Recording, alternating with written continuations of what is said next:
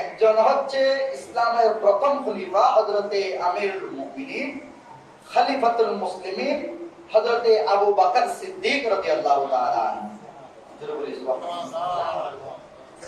আরেকজন শাসক হচ্ছে ইসলামের দ্বিতীয় খলিফা হযরতে আমিরুল মুমিনিন খলিফাতুল মুসলিমিন হযরতে ওমর ফারুক রাদিয়াল্লাহু তাআলা আনহু। আর দুইজন খলিফা হচ্ছে রাসূল পাক সাল্লাল্লাহু আলাইহি ওয়াসাল্লামের জামাতা। জোরে বলি সুবহানাল্লাহ। একজন হচ্ছে হযরত ওসমান বিন আফফান জিন্নুরাইন রাদিয়াল্লাহু তাআলা আনহু। জোরে বলি সুবহানাল্লাহ। আরেকজন খলিফা হচ্ছে আমিরুল মুমিনিন খলিফাতুল মুসলিমিন আসাদুল্লাহিল গালিব মাওলা আলী হায়দার কাররার রাদিয়াল্লাহু তাআলা আনহু। বলতে চাইছিলেন এই চারজন খলিফার মাঝে দুইজন খলিফা শাহাদাত বরণ করেছে ইসলামের জন্য এবং নামাজের অবস্থায়। সুবহানাল্লাহ।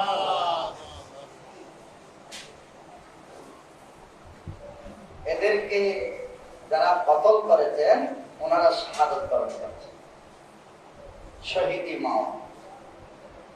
শাহাদাতের মৃত্যুটা এমন দ্রুত গতিতে আল্লাহর কাছে প্রিয়, আল্লাহ বলে আমি আমার কুদরতে হাতটা লাগাই রাখি কখন বান্দা আমার সাথে দিদার করবে।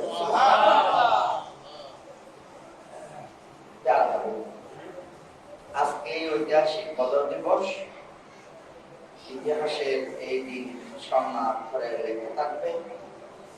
আমরা এই দিনের উজ্জীবিত হয়ে জেহাদি মনোভাব সৃষ্টি করে বলে হুজুর তো জেহাদ মানে এখন কি যত মুসলিম ভাই মারামারি কাটাকাটি করে ত্যাগ করে দিব, ওইখানে মারামারি করতে যে নিজে মরে যাব? সাবধান, জেহাদের প্রেক্ষাপট এখানে। যারা এখন জেহাদের উন্মোদনা দেয় এদের সিদ্ধান্ত ভুল। কেন? জেহাদে আকবর দেখেন না? এই জাহাদ থেকে রাসূলুল্লাহ আরেকটা জাহাদকে বড় জাহাদ বলেছেন।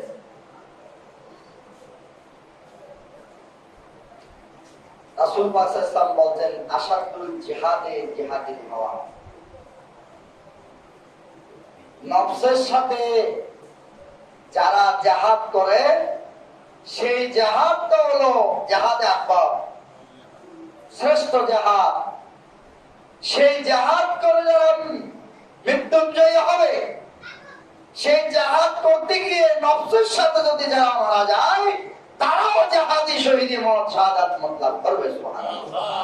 তাহলে হুজুর এটা কেমন জাহাদ? সেই জাহাদ হলো রিপুর সাথে যুদ্ধ করা, নফসের সাথে যুদ্ধ করা। তরিকতের পরিভাষায় এটা সুন্দরভাবে বলছে জাহাদের একটা জায়গা আছে প্রাথমিকভাবে, এটা হলো আলামে নাসুর। নাসুতের স্থান কোথায়? নাসুতের আলামে নাসুতের স্থান হচ্ছে নাভি আছে, আমাদের পেটের সাথে নাভি আছে না, নাভির 2 ইঞ্চি 1 ইঞ্চি সমপরিমাণ জায়গা নিচে যে স্থানটা আছে এটার নাম নফস। জোরে বলি সুবহানাল্লাহ। সেই নফসটা হলো নফসে আমারা, কুপ্রবৃত্তির নফস, খায়শাতুন নফস। সেই নফসকে দমন করার নাম রিপু দমন। আর এই নফস দমন করার জন্য যারা লিপ্ত হবে তারা জিহাদে লিপ্ত হওয়ার সমান। সুবহানাল্লাহ। আজকের এই রোজার দিনে সায়াম হিসেবে, সিয়াম সাধনার দিনে আমাদের এই নিয়ত করে এই সময়টা কাটান, রোজা অতিবাহিত করেন। আপনারা আমরা এক একজন মুজাহিদ হব, মর্দে মুজাহিদ। সুবহানাল্লাহ। যারা বলে, আমি ইউটিউবে দেখছি ওরা বলতেছে শরীয়তের রোজা, এই 30 দিন ব্যাপী যে মাহে রমজানের রোজা এটা নাকি শরীয়তের রোজা। মারফতের নাকি রোজা আছে আলাদা একটা রোজা, সেটা ভিন্ন। আমি তাদের খেদমতে বলতে চাই শরীয়ত এবং তরিকতের পৃথক করার কোন সুযোগ নাই। যারা শরীয়ত ব্যতি রেখে মারফত চর্চা করে তাদেরকে বলবো যে আপনারাও প্রকৃত মুসলমান হতে পারেন না। যারা মারফতের নিগুড় তত্ত্বকে এড়িয়ে চলে, অবহেলা করে, শরীয়ত দিয়ে ব্যতিব্যস্ত থাকে, তারাও প্রকৃত মুসলমান না। কারণ রাসূল পাক সাল্লাল্লাহু আলাইহি ওয়াসাল্লাম তার জীবনকে, তার কথাকে, তার চলন বলনকে, তার মামলাতকে সর্বাঙ্গীন রহস্যময়ী 4টি অবস্থানের কথা বলছে। ওনার একটি কাজের মধ্যে 4টা রহস্য রয়েছে। যেমন রাসূলুল্লাহ সাল্লাল্লাহু আলাইহি ওয়াসাল্লাম বলতে আশ-শরীয়তু আকওয়ালি, শরীয়ত হচ্ছে আমার নবীজির বাণী। জোরে বলি সুবহানাল্লাহ। এইভাবে তরিকতকে আফআলি বলছে। তরিকত হচ্ছে আমার কর্ম, আমার নবীজির কর্মসমূহ। এইভাবে মারফতকে রহস্য বলছে, বল মারফতু আসরারি। এইভাবে 4টি অবস্থানের কথা বলছে। তাহলে যারা শুধুমাত্র শরীয়ত নিয়ে ব্যতিব্যস্ত থাকি, আমরা পরিপক্ক মুসলমান আশা করতে পারি না। আমার রাসূল পাক সাল্লাল্লাহু আলাইহি ওয়াসাল্লাম প্রতিটা কাজের, চলনের, বলনের, কথা, উঠা বসার, মামলাতের পিছনে 4টি রহস্য আছে এবং চারিদিকে আইমাই মুস্তাহিদিন কোন গবেষণা করছে। এজন্য ওরা বলছে কোরআন, সুন্নাহ, ইজমা, কিয়াস। এজন্য বলা হয়েছে আইমায়ে তরিকতগণ, ইমামগণ বলেছে এরা 4টি তরিকা। প্রধান কয়টি তরিকা? বলা হোক আরো তরিকা আছে, কিন্তু প্রধান তো 4টি তরিকা মশহুর। যেমন তরিকা কাদিরিয়া, সেই তরিকা আবার শাখা 2টি তরিকা হয়েছে। স্বাতন্ত্রিক 2টা তরিকা দাঁড় হয়েছে। তরিকায় সোহরাওয়ার্দিয়া, তরিকা কাদিরিয়া। আরেকটা তরিকা হয়েছে মাইজভান্ডারি তরিকা। ওনারা তরিকা কাদিরিয়া থেকে এসে স্বাতন্ত্রিক তরিকা দাঁড় করেছে সময়ের আবদ্ধে। তাইলে প্রথম বলছিলেন তরিকা কাদিরিয়া, দ্বিতীয় তরিকা হলো, 2 নম্বর হলো তরিকা চিশতিয়া। চিশতিয়া তরিকা তো আবার এমন বেশি মশহুর, ইসলাম প্রচার করেছেন, তার ফয়েজে তাহাদির বরকতে তার 2 জন শিষ্য স্বাতন্ত্রিক পৃথিবীর জমিনে 2টা তরিকা দাঁড় করেছে। সুবহানাল্লাহ। একটা তরিকা নাম হলো তরিকায়ে চিশতিয়া নিজামিয়া। যিনি দিল্লির বাদশাহ, যাকে দিল্লির চেরাগ উপাধি দিয়েছেন, চেরাগে দিল্লি, নিজামউদ্দিন চেরাগে দিল্লি, প্রকাশ নিজামাউলিয়া, নিজামউদ্দিন। ওনার নাম একটা স্বাতন্ত্রিক তরিকা, তার নাম হলো চিশতিয়া নিজামিয়া তরিকা। আরেকটা তরিকা চিশতিয়া সাবরিয়া, তরিকায়ে চিশতিয়া সাবরিয়া। এই সাবরিয়া তরিকা জনক হচ্ছেন হযরতে আলী আহমদ সাহেবের বাপ কলিয়ার শরীফ রাহমাতুল্লাহ আলাইহি। যারা আলী শরীফ গেছেন ওরা কলিয়ারও গেছেন, কলিয়ার শরীফ। এটা খুব বেশি আশেক এবং জজবাতের তরিকা, যার তরিকায় চিশতিয়া সাবরিয়া অসাধারণ। বেশিরভাগ এরা সংসার বিমুখ হয়ে যায়, এত বেশি এরা আল্লাহ প্রেমী যে ওরা আর দ্বিতীয় জনকে আশ্রয় দিতে চায় না।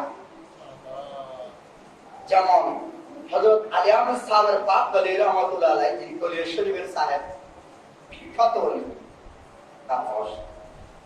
ওনার জীবনে উনি ফরিদউদ্দিন গঞ্জ সরকারের ভাগিনা। হযরত ফরিদউদ্দিন বড় বোনের ছেলে। তো বড় বোন বলতেছে, সাহাবের আলী আহমদ তো জিন্দেগি কাটাই দিয়েছে তোমার সোহবতে, তুমি ছাড়া তা কিছু বুঝে না। তো বলছে না, বলছে আমাকে নয়, আল্লাহ ছাড়া কিছু বুঝে না। ওয়াহদাহু লা শারীকা লাহু, আল্লাহ তুমি ছাড়া আর কারো আমি জায়গা দিতাম না।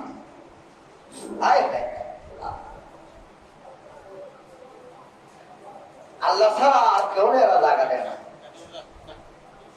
প্যারা হাজিরি সাবের পাক বহুদিন বিবাহ করেনি, সংসার ছিল না। আম্মা বলতেছে ফরিদুদ্দিন কাছে গিয়ে হযরত বলছে, ভাই আমার বংশ কি হবে না প্রজন্ম? আমি কি এভাবে নির্বংশ থাকবো? আমার প্রজন্ম হবে না, আমার বাগানে ফুল আসবে না, আমার সন্তানকে তোমার সাথে দেওয়া না, বিবাহ করাইতে চাই। বলছে তো বিয়ে করতে চাই। দীর্ঘদিন বিরক্ত করার পর বলছে যে না না করতে হবে, তুমি চাইলে পারবে, তোমার মেয়েটা দাও। ওর তো বিবাহ এমন কোন কন্যা নাই, এমন মেয়ে নাই যাকেও বিয়ে দেবে, তার কোনো জোড়াই প্রতীক নেই। না এটা বলতেছে কেন? আমার বংশ চাও না তুমি? আমার এই সন্তানের আগ্রহের সন্তান, মেহেরের সন্তান, তুমি তাকে বিবাহ করো। হয় সাথীর কোনো ব্যবস্থা তো দেখতেছি না, বা তোমার মেয়েটা দাও।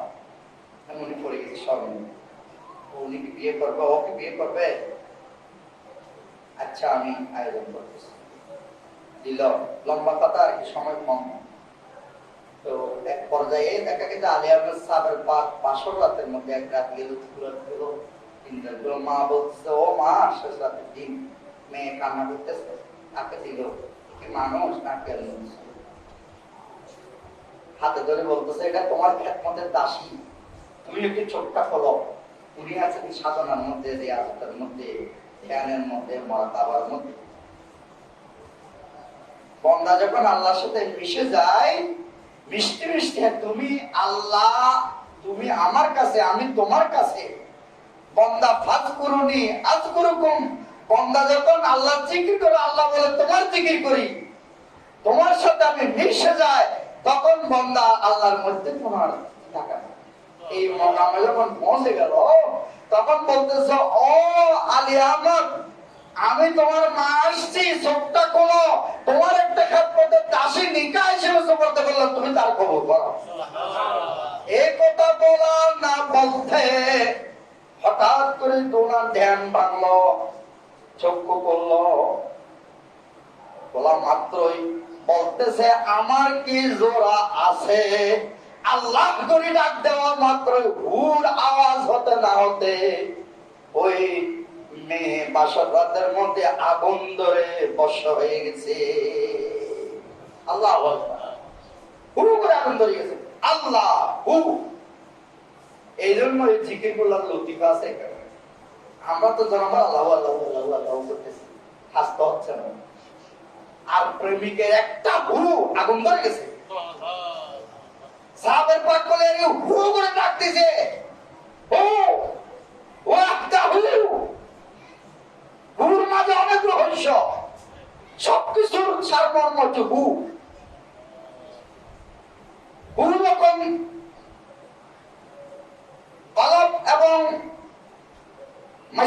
সিনার মধ্যে গেলে হু ধাক্কা ফেলাবে মানুষ, বান্দা লব্জ হু দিয়ে যখন কলবের দিকে ধাক্কা দিবে, তখন অন্ধকার কলব আস্তে আস্তে জামার পরিষ্কার হয়ে যখন সাফ হয়ে যাবে, তখন এই কলবের মধ্যে আল্লাহ আসল হবে। আর আল্লাহ আসল হলে বন্ধ করবে, হাতে তো চোখ খুলে যাবে, তখন দেওয়ালের এপার উপর তার জন্য সমান হবে। আর শোনা আল্লাহ পর্যন্ত তা তো সারা থেকে দেখতে পাবে।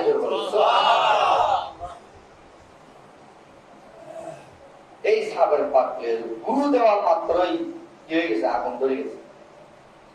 সংসার পাওয়া যদি আগুন দিয়ে দান, আল্লাহ তো আজমির শরীফ দান, একটু কলির শরীফ দেয়, আল্লাহরও আর তারা বলতে চাইছিলাম যে 4টা তরিকার মাঝে 2 তরিকার কথা বলছি, আরো 2 তরিকা, মুজাদ্দিদ আল-হাসানি, শেখ আহমদ সেলিম, মুজাদ্দিদি তরিকা, নকশবন্দি তরিকা, এইরকম তরিকাগুলো পৃথিবীতে বড় আছে। এরা মূল সুর ছিল আল্লাহ পর্যন্ত রাসূল পাক সাল্লাল্লাহু আলাইহি ওয়াসাল্লাম মাধ্যমে পৌঁছায় দেওয়া। সুবহানাল্লাহ। তাইলে 4 তরিকা, 4 ইমাম, 4 মাযহাব, 4 কুরসি, প্রধান 4 খলিফা, বড় বড় 4টি ফেরেশতা, যারা 4টি গুরুত্বগত কাজে নিয়োজিত আছে, ঠিক এরকম। তাইলে এই 4-এর অসম্ভব গুরুত্ব রয়েছে। আমার রাসূল পাক সাল্লাল্লাহু আলাইহি ওয়াসাল্লাম সেই 4 অবস্থান দিয়ে 4 দিন, মানুষ মারা গেলে 4 দিন, অনেকে বলা হয় 5 দিনে করো না, তার মানে ওই রহমতের তুমি ফিরে যেতে 5 দিনের 4 দিনের হিসাব। 4 দিন ফাতিহা, মৃত্যু ব্যক্তি যেদিন তার বছর তার দিন গণনা 4 দিন, চতুর্থ দিবস 4 দিন 40 এগুলো দিতে পারছে। তো বলছিলাম যে রোজা মার মতো আলাদা কোনো রোজা নাই। মার চর্চা করার জন্য মাহে রমজান মোক্ষম সময়।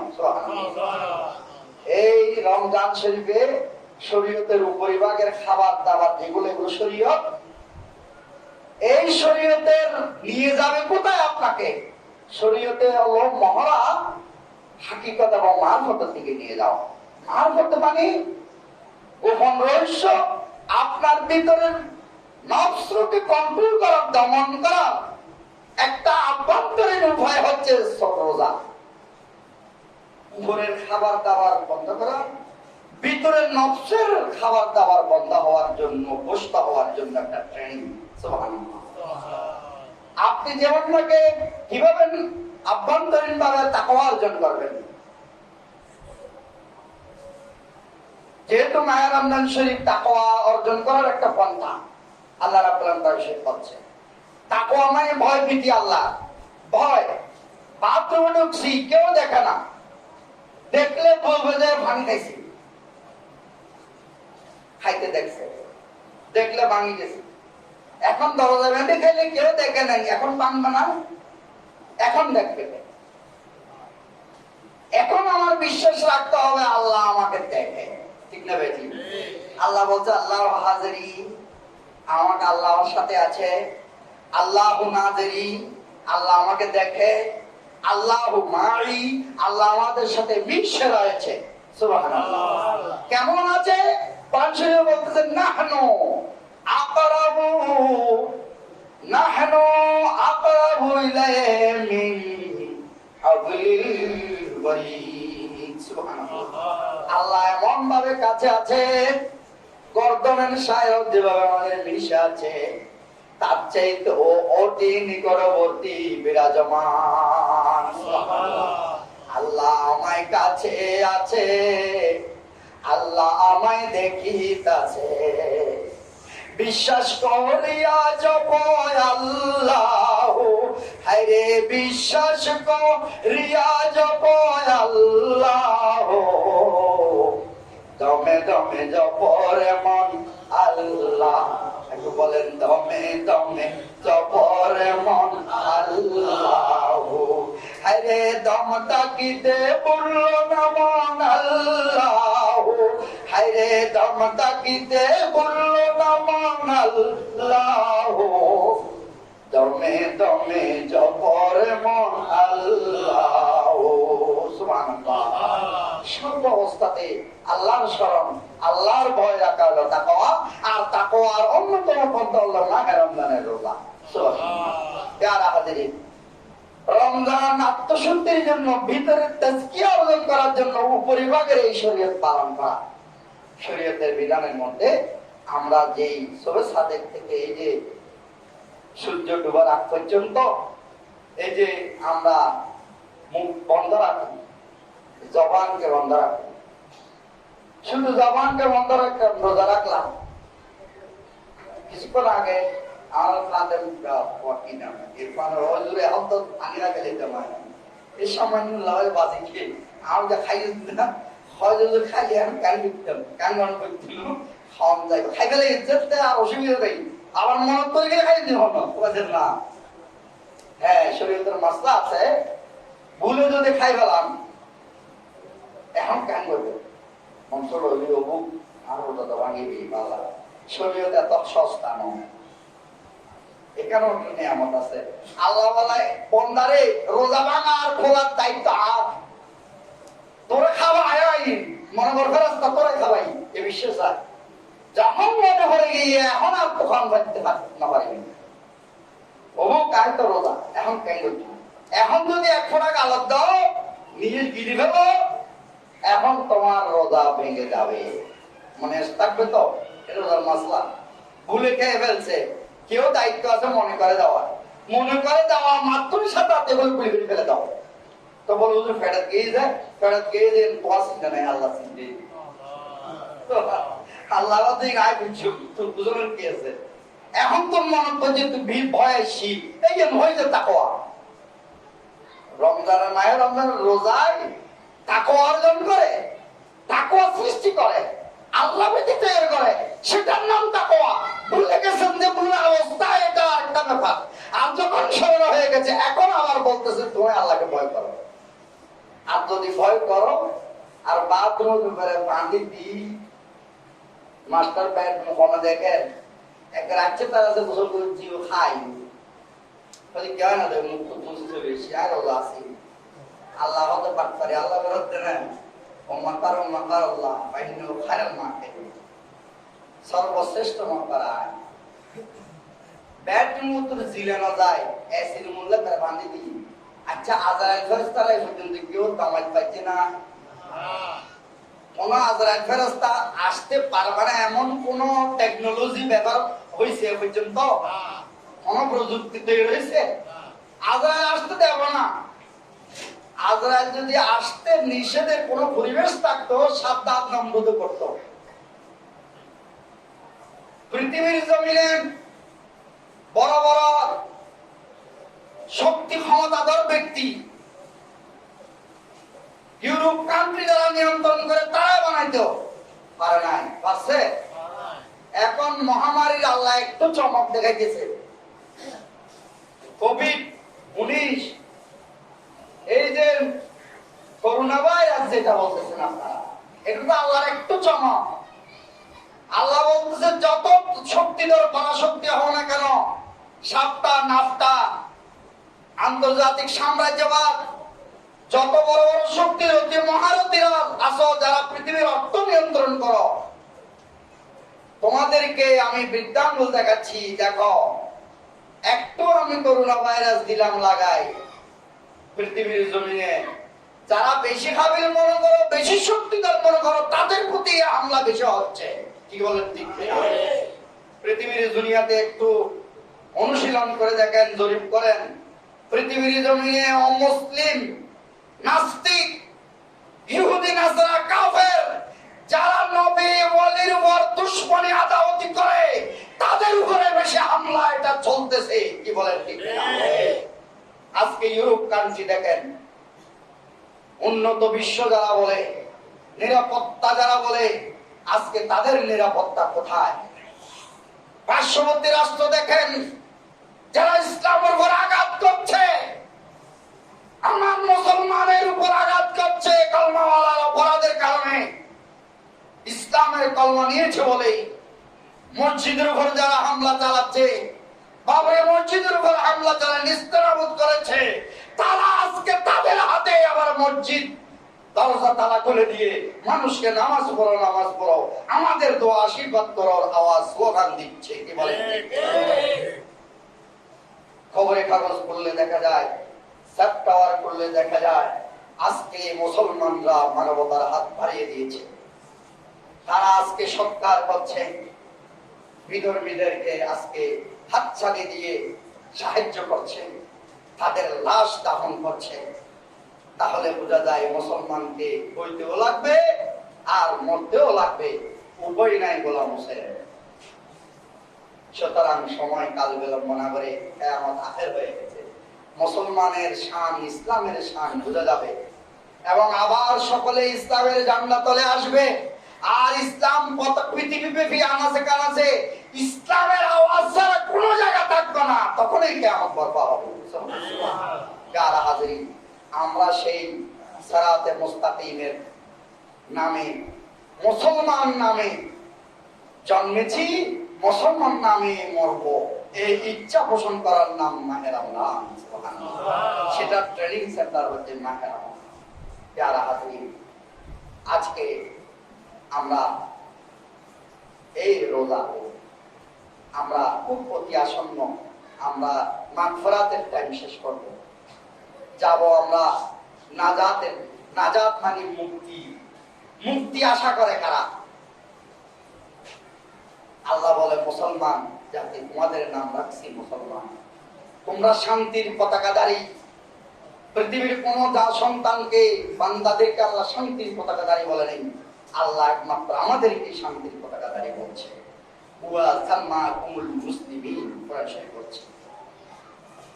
তোমরা হলে শান্তির পতাকা বাহিনী। আমাদের দ্বারা শান্তি পেতে হবে, আমাদের দ্বারা কোনো অশান্তি করা চলবে না। কিভাবে একজন ভাইয়ের সাহায্য আগাইতে পারি, কিভাবে শান্তি নিরাপদ করতে পারি, একজনের দুঃখে দুঃখী হতে পারি, একজনের সুখে সুখী হতে পারি, এইগুলা দুঃখ সুখ গুলা ভাব বিনিময় করার জন্যই ইয়াউমুল জুমার সেন্টার। সুবহানাল্লাহ। সাপ্তাহিক একবার সকলেই আসি। ধনী গরিব কোনো ভাগ নাই, আছে কি? বাচ্চা আগে ফিসে তার গোলাম, এরকম নি কোনো না। সভাপতি সাহেব বসে ফিসে আর সদস্য বসছে আগে।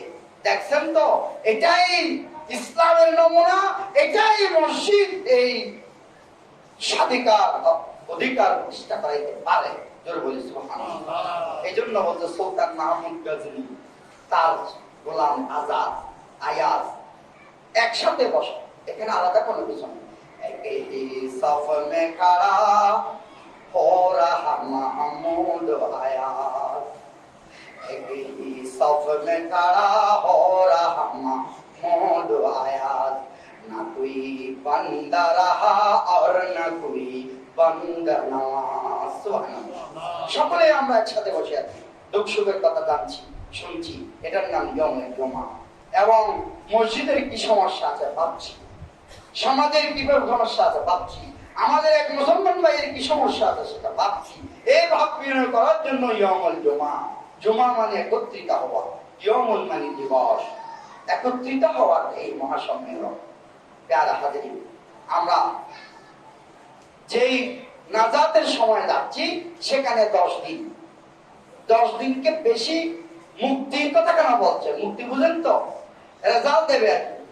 সারাদিন যা করছেন তার বেতন দিবে সন্ধ্যাকালীন একজন শ্রমিকদের। সেই সময়টা কত পেয়ার, কত মধুমাখা। সারা মাস চাকরি করলেন, মাস শেষে বেতন দেবে, আর বেতনের নাম হইল নাজাত। সুবহানাল্লাহ। মাস শেষে 30টা দিবসের শেষের দিকে এসে আমরা বেতন পাবো। সেই বেতন পাওয়ার জন্য কিছু কাজ আছে, পরীক্ষা আছে না? রেজাল্ট পাওয়ার আগে পরীক্ষা আছে তো কি আছে? ওই 10 দিনের মধ্যে আপনি কি একটু দিনের বেলা রোজা রাখছেন, আল্লাহকে ভয় করছেন, রাত্রি কি করলেন? রাত্রে সবেদারি করো। রাসূলুল্লাহ সাল্লাল্লাহু আলাইহি ওয়াসাল্লাম 10 দিন সবেদারি করতেন। সবেদারি বলতে বোঝা যায় আরবিতে বলে কিয়ামুল লাইল। আরবিতে কি বলে? কিয়ামুল লাইল। রাত জাগা থাকা। যারা সুফি তারা তো বছরকে বছর থাকছে। সুফি আজম কাসির রহমাতুল্লাহ আলাইহি জাহাদিল রফিকুল ইসলাম 18 বছর সায়ম তাহার কিয়ামুল লাইল। ফাঁকা বসি এরা দড়ি বাঁধছে, লোহার হাত পাশালি দিচ্ছে, ফাঁকা বসি বলে তারা। তরিকতের পাশে ফাঁকা বসি, এই আদব। কম খাওয়া, কম করবো, খাবো না। সায়ম তাহার সারা বছর রোজা, বাবা মাটা সারা বছর রোজা রাখে। কিয়ামুল লাইল সারা রাত জাগি থাকতেন। আল্লাহ তুমি ঘুমাও না, আল্লাহ তোমার একটা বৈশিষ্ট্য, তুমি ঘুম যাও না, তোমার নিদ্রা নাই। নিদ্রাহীন সময় আল্লাহরে আমিও আরামের ঘুমে তালাক দিলাম, বিছানা ছেড়ে দিলাম, আমি আর ঘুম যাব না। আল্লাহরে আমি লাইলাতুল কদর তালাশ করার জন্য সারা রাত জাগরণ থাকে, তাহাজ্জুদে কাটায় দিলাম, কোরআন তেলাওয়াতে কাটায় দিলাম, জিকির আজকারে কাটায় দিলাম, আল্লাহর আওয়াজ দিতে দিতে আল্লাহ আল্লাহ আল্লাহ আল্লাহ বলতে বলতে বলতে আল্লাহ মেষ আওয়াজের মকামে পৌঁছে যাবে। আল্লাহ তালাশ করতে করতে রাত কাটানোর নাম কিয়ামুল লাইল। তো এখানে সবে কদর, লাইলাতুল কদর, যেটা কোরআন শরীফের আয়াত বলছিলাম, লাইলাতুল কদরে খায়রুম মিন আলফি শাহর। 1000 মাসের চাইতেও এই রজনীটা অতি উত্তম। সুবহানাল্লাহ। এই রাত তালাশ করার জন্য রাসূল পাক সাল্লাল্লাহু আলাইহি ওয়াসাল্লাম হযরত আয়েশা রাদিয়াল্লাহু আনহার একটা হাদিস আছে, যে 20 রমজান আসলে রাসূল পাক সাল্লাল্লাহু আলাইহি ওয়াসাল্লাম ফজর নামাজ পড়ে মসজিদে নববীতে ঢুকতেন যে ওই চাঁদ দেখলে বের হতেন। সুবহানাল্লাহ। এর আগে রাসূল পাক সাল্লাল্লাহু আলাইহি ওয়াসাল্লামের জন্য চাদর, পর্দা এই সমস্ত একটু প্যান্ডেল ব্যবস্থা করা হবে। এই জন্য যারা ইতিকাফ করেন তাদের জন্য একটু ব্যতিক্রমী কিছু নমুনা রাখা চাই। সাধারণ মুসল্লি যেন ওনার সাথে ইচ্ছাকৃত কথা বলতে না চায়, কেন ওরা ইতিকাফ আছে, এটা খেয়াল রাখতে হবে। ইতিকাফ সুন্নতে মুআক্কাদা আলাল কিফায়া। জানাজার নামাজ যেভাবে একজন পড়লে সমাজের সবাই আদায় হয়, ইতিকাফও কমসে কম একজন দুই একজন যদি মসজিদে করেন তাহলে সকলের আদায় হবে। যদি কেউ না করেন তাহলে সবাই গুনাহগার হবে। আল্লাহ ইতিকাফ করলে অসীম সওয়াব, দুইটা হজ করলে, দুইটা উমরা করলে যেভাবে মাবরুর হজ করলে সওয়াব, আল্লাহ ইতিকাফ করে তাই সওয়াব দান করবে। সুবহানাল্লাহ। এবং ইতিকাফ করার সময় কিছু কাজ আছে। অনেকে ইতিকাফ করছেন মসজিদে, কোথায় করবেন? পুরুষের জন্য ঘরে ইতিকাফ করার ব্যবস্থা নয়, ওই মসজিদে। তো কিরকম মসজিদ? কমসে কম 5 জায়গায় ইবাদত, নামাজ চলে, জামাত চলে, আযান চলে, মুকাররর ইমাম মুয়াজ্জিন আছে, সেই মসজিদে ইতিকাফ করা দুরূস্ত। সুবহানাল্লাহ। একেবারে ইবাদত না, তাকি দরজা খুলে দিয়ে নামাজ পড়বে এই জাতীয় নয়। 5 জায়গায় ইবাদত করবে। যেমন আমাদের এটা মসজিদ জুমা, জামা মসজিদ, এখানে সুন্দর চমৎকার জায়গা, নিরাপদ জায়গা ইতিকাফ করা। প্যারা হাজিরিন, মহিলারা পর্দার সহিত ঘরে করবে। মহিলাদের জন্য মসজিদে আসা ব্যবস্থা নাই ইতিকাফের জন্য। তারপর ইতিকাফ ভঙ্গ হওয়ার কিছু নমুনা আছে, যেমন ইচ্ছা অনিচ্ছায় মানুষের সাথে কথা বলা ইতিকাফ কালীন সময় করা যাবে না। দ্বীনি তাকরীর করা যাবে, গপসপ মারা যাবে না। অনেকে ইতিকাফের নিয়তে নীরব থাকে, সময়টা কি? ইতিকাফের নিয়তে নীরব থাকলেন, নিয়ত করলেন যে নীরব থাকলে মনে সওয়াব হইব, তাইলে গুনাহ হবে। ঠিক আছে? নীরব থাকা যাবে না। হ্যাঁ, শরীর ক্লান্তি লাগতেছে, শুতে পারবেন না? কোরআন শরীফ আছে ইবাদত করা শুয়ে, দাঁড়িয়ে, বসে, তিনটা হালতের মধ্যে আল্লাহর ইবাদত করতে পারে। সুবহানাল্লাহ। কিয়ামান, কুউদান, ওয়ালা যুনুবিহিম, কোরআন শরীফ আছে না? 3 অবস্থায়, কিয়ামান দাঁড়ানো অবস্থায়, কুউদান বসা অবস্থায়, ওয়ালা যুনুবিহিম শোয়া অবস্থায়। সুতরাং দুর্বল লাগতেছে আপনার, পাল শূন্য মনে হচ্ছে, শুয়ে যান নীরবে নীরবে, অন্তরে অন্তরে আল্লাহ বলা। এটা জিকরে খফি বলা হয়। জিকির 2 প্রকার, একটা জিকরে জলিল, একটা জিকরে খফি। খফি জিকির মনে মনে করতে পারবেন, তাইলে আপনার টোটাল মুক্তালাটা। হ্যাঁ, ইতিকাফ কখন ঢুকবেন? ইতিকাফ ঢুকবেন 20 রমজান সূর্য অস্ত যাওয়ার পূর্বে, সূর্য অস্ত যাওয়ার আগে, সূর্য অস্ত যাওয়ার আগে। পরে ঢুকলে ইতিকাফ সুন্নতে মুআক্কাদা আলাল কিফায়া আদায় হবে না। পরে ঢুকলে ইতিকাফ হবে, কিন্তু যা বলছে তা হবে না, মুকাররর মুকাম্মাল ইতিকাফ হবে না। সূর্য অস্ত যাওয়ার আগে আগে মসজিদে এসে যেতে হবে আপনার। এবং ইতিকাফ চলাকালীন অবস্থায় একটা জানাজা আসছে মসজিদের সামনে, কবরস্থানের সামনে, অমুক অমুক ভাই বেরাদের বই দুধ দিতে কেন? দুধ দিলে ইতিকাফ শেষ। ইতিকাফে বাইরে জানাজা, রোগী দেখার জন্য অমুক অমুক আম্মা মরে গিয়ে আইটার মুখ সাইতাম জন্ম, এখন এটা আর চলবে না। ইতিকাফ অবস্থায় এগুলো চলবে না। ইতিকাফ অবস্থায় কোনো কাজ কারবার চলবে না, দুনিয়াবি সব ত্যাগ করতে হবে এই 10 দিন। তবে হাজত হয়েছে, হাজতে কোপরা সফরা, পায়খানা, প্রস্রাব, এই সমস্ত হাজত কি করবেন? পায়খানা কি মসজিদে করে দেবেন? মসজিদে একটা বাথরুম নেই, একটু দূরে আছে। হ্যাঁ, ইতিকাফ নিয়ত রেখে আপনি নীরবে নিভৃতে আপনার হাজত সারার জন্য চাবি, তালা থাকলেও এগুলো আগে আপনারা ইতিকাফকারীরা এগুলো রাখবেন সাথে। মসজিদে কমিটির সাথে যোগাযোগ রেখে বা খোলা রাখবেন, তালা রাখলেও চাবি খুঁজতে যাওয়া নিরাপদ নয়, সেটাও এখন করতে আগে করে ফেলবেন না করা। মানে কথাবার্তা ছাড়া নীরবে নিবৃত্তি আপনার হাজত ছেড়ে আসবেন। হাজত ছাড়তে গিয়ে অন্য জনের সাথে কথা বলতে পারবেন না, বাড়ির খবর বলতে পারবেন না। খবরদার বোধ ধরে এত মসজিদ তাকে এলো বেলুর বাজার করে দিল্লি সারাইছিলি দিল্লি মাই ঘর মনাজ পাইল না কারণ বুঝত তো আরে নভাইছে রে বলবো এবছর ইত্যা কেন চলতে ওই মুই ভয় লাগিয়ে যেন ওয়াড়ে মসজিদ সাবধান, এই সমস্ত কাজ করা যাবে না। আমার তরুণ ভাইরা, তোমাদের মন তালা থাকবে, তোমাদের এই কাজটা মহৎ এবং তোমরা যে উদ্দেশ্যে আসছো এটাও চমৎকার। আল্লাহ তোমাদের কবুল করুক, আমি তোমাদের এই ধ্যান ধারণা অসাধারণ অসাধারণ, তোমাদেরকে সুস্বাগত। তোমরাই চিত্তজয়ী হবে, তোমরাই হযরত মাওলা আলীর সাথে হাসর নসর হবে। কার হাজিরিন এতটা। তারপরে সবাই বাজার কিয়ামুল লাইল, কিয়ামুল লাইলের মধ্যে যা কিছু করবেন সবকিছু কিয়ামুল লাইলের অন্তর্ভুক্ত। এই তারাবি পড়াও কিয়ামুল লাইলের অন্তর্ভুক্ত, তাহাজ্জুদ পড়াও, বেজর রাতকে তালাশ করা সবাই বাজার। আর বেজর রাত কখন? ফোকায়ে কেরাম গবেষণা করে হাদিস পাক থেকে অনেক গবেষণা করে নিয়ে এসেছে, বেজর রাতের মধ্যে বিশেষ 26 দিনগত রাত যেটা, সেটাই উত্তম লাইলাতুল কদরের জন্য। সুবহানাল্লাহ। সেটা এনশিওর করা যাচ্ছে না 100%, বিদায় বেজর রাত বলা হচ্ছে। আর বেজর রাতেই আপনারা জাল সাবেদারি করেন, কিয়ামুল লাইল করেন, সজাগ থাকেন, আল্লাহর ডাকে চালিয়ে যান।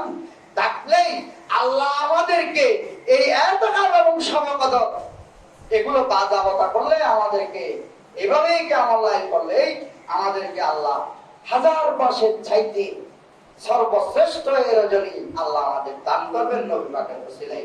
সুবহানাল্লাহ। এজন্য নবী ছাড়া আমাদের কোনো গতি, এইসব করছে তো নবীর কারণে। এইসব আগে তো নবীর আমলে ছিল না, হাজার বছরের মধ্যে এরকম সবাই কাজ ছিল না, আমার নবীর কাছে ছিল। এজন্য আমার নবী আমাদের ওসিলা, বলেন সুবহানাল্লাহ। এজন্য আমরা নবীজির পাগল, ঠিক না বেঠি? যারা পাগল, পাগল বলো, আর পাগলদের ইবাদত আল্লাহ বলছে কবুল করব। সুবহানাল্লাহ। তোমরা মনভাবে ইবাদত করো, যাকে লোকে তোমাদের পাগল বলে। আমি নবীজির পাগল, আমি মদিনার পাগল, বলি আমি মদিনার পাগল, আমি নবীজির পাগল, আমি নবীজির পাগল, আমি মদিনার পাগল। মদিনার দুলবালে মোর নয়নের কাজল, আমি মদিনার পাগল, আমি নবীজির পাগল, আমি মদিনার পাগল।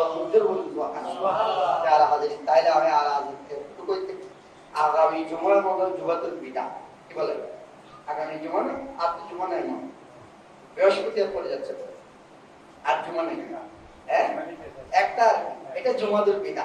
আগামী জুমাতুল বিদা অতি মর্যাদাবান, আপনারা সকলেই প্রস্তুত নিয়ে আসবেন। এবং এই মাসের 10 দিনের মধ্যে নাজাত, মুক্তি পাওয়ার আশা, ফল পাওয়ার আশা, সারা মাস কষ্ট করছেন, এখানে আপনার ফিতরা দিতে হবে, যাকাত দিতে হবে। যাকাত মাল এখানে নিসাব হলে দিতে হবে। অন্য সময়ে যাকাত দেওয়া যায়, কিন্তু এই 10 দিনে দিলে বেশি আফদল। সুবহানাল্লাহ। এবং সাহায্য করবেন, সদকা রুজু যাকাত নেই, সাহায্য নেই, হাত বাড়াই দেন না, ব্যস্ত দরজা এখন খোলা। মুমিনদের জন্য আল্লাহ এই দৌলতের বিনিময়ে তো ব্যস্ত দান করছে। সুবহানাল্লাহ। ইন্নাল্লাহ আশতারা বিল মুমিনিন বিআন্না লাহুম জান্নাত। আল্লাহ জান্নাত দিয়েছে তো মুমিনদেরকে, মুমিন ছাড়া তাদেরকে দেয় নাই। কিসের বিনিময়ে?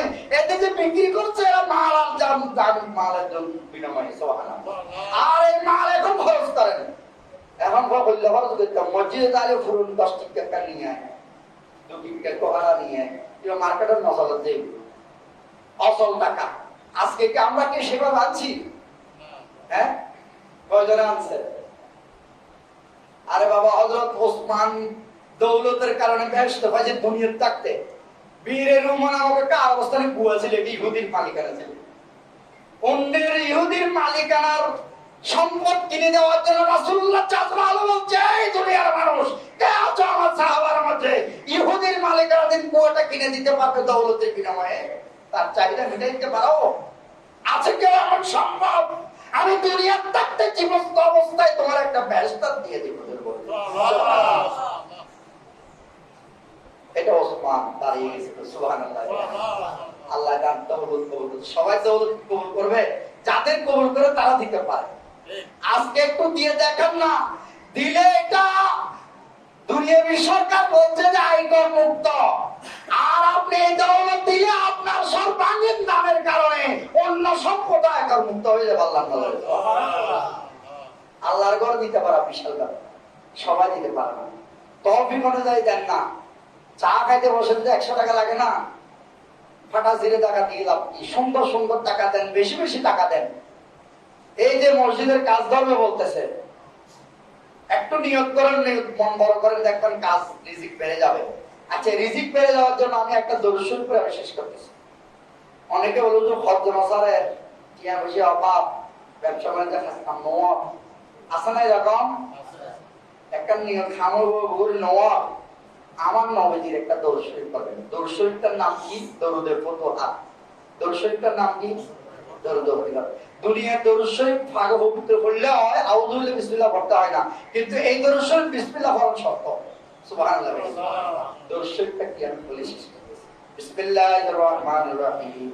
আল্লাহুম্মা সাল্লি আলা, আল্লাহুম্মা সাল্লি ওয়া সাল্লিম, আল্লাহুম্মা সাল্লি ওয়া সাল্লিম আলা সাইয়্যিদিনা মাওলানা মুহাম্মদ ওয়া আলা আলিহি বিআদাদি আনওয়াইর রিজকি ওয়াল ফুতুহাত ইয়া বাসিতাল্লাযী ইয়াবসুতুর রিজকা লিমান ইয়াশাউ বিগাইরি হিসাব وابسط علينا رزقا واسعا من كل جهة من خزائن غيبك بغير منة مخلوق بمحض فضلك وكرمك بغير حساب।